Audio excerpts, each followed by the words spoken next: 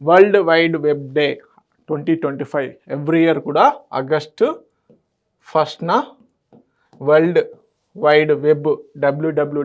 ఏదైతే ఉందో దానికి సంబంధించిన డేని సెలబ్రేట్ చేస్తారు. సో మనకి బేసిక్గా గూగుల్లో ఇప్పుడు వెళ్ళి డైరెక్ట్గా T1 అకాడమీ ఇలా టైప్ చేస్తుంటే ఒకప్పుడు వరల్డ్ వైడ్ వెబ్ అని ఉండేది www. సో ఆ www. ద్వారానే మనకి ఎక్కువగా సెర్చ్ ఇంజన్ చేయడం జరిగిందనమాట. సో దీనికి సంబంధించిన డీటెయిల్స్ చూద్దాము. So observed August 1st as a world wide web day.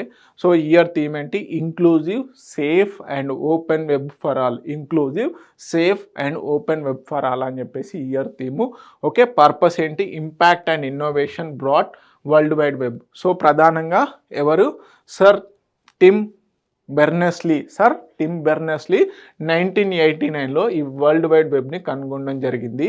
So public launch వచ్చేసి 1991. స్టార్ట్ ది డిజిటల్ రెవల్యూషన్గా పేర్కొనడం జరుగుతుంది. ఇంటర్నెట్కి ప్రధానంగా ఈ www.